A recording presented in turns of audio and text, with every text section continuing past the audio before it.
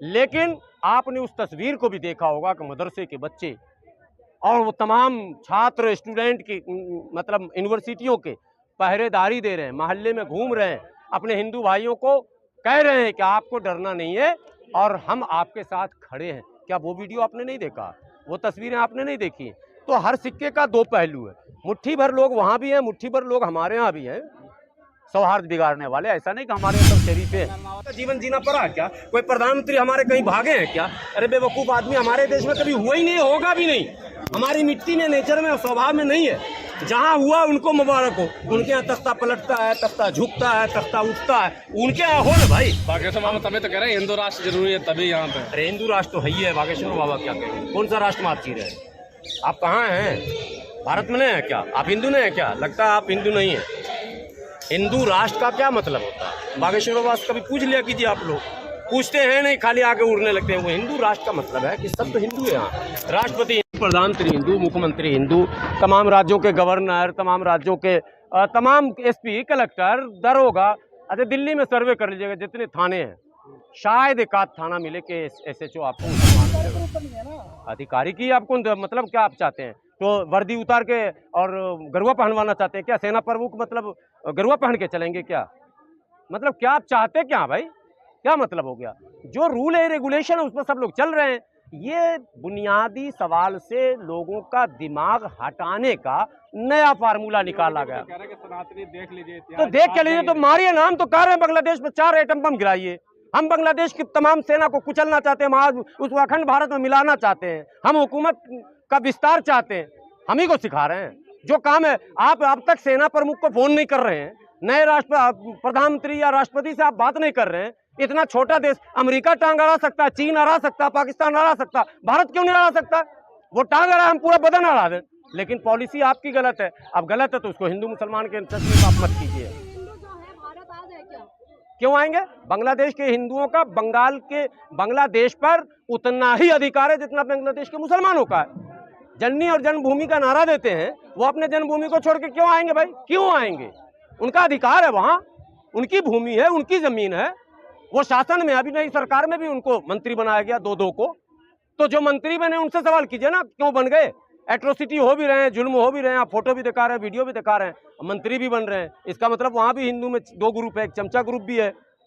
समझिए, ये माना तो जाएगा ना भाई। लेकिन आपने उस तस्वीर को भी देखा होगा कि मदरसे के बच्चे और वो तमाम छात्र स्टूडेंट की मतलब यूनिवर्सिटियों के पहरेदारी दे रहे हैं, मोहल्ले में घूम रहे हैं, अपने हिंदू भाइयों को कह रहे हैं कि आपको डरना नहीं है और हम आपके साथ खड़े हैं। क्या वो वीडियो आपने नहीं देखा?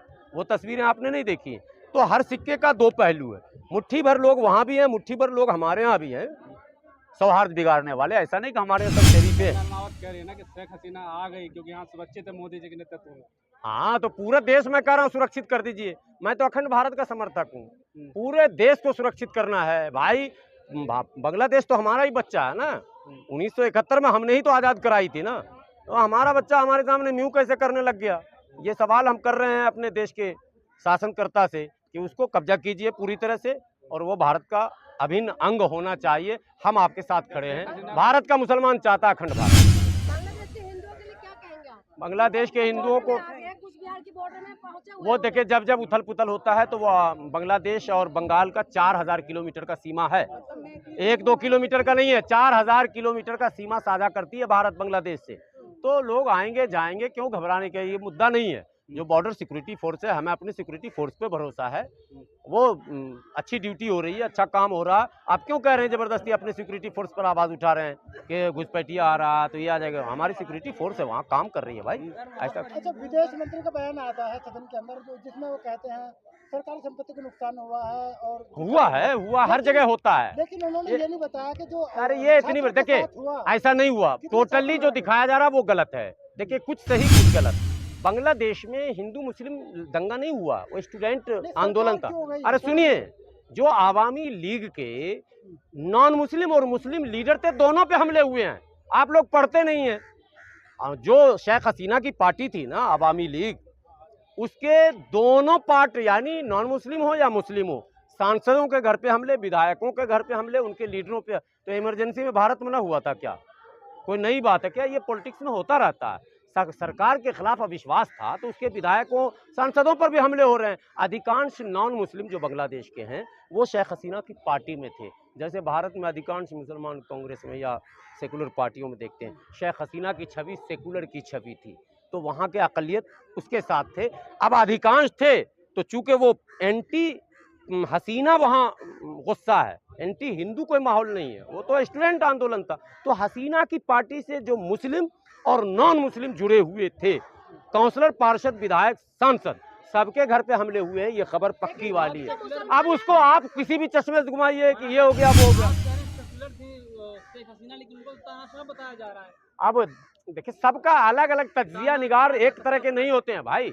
वो सब सेकुलर थी, लेकिन सेकुलर भी तानाशाह की तरफ बढ़ता है, ये बताने और समझाने की जरूरत नहीं। दुनिया देख रही है, समझ रही है।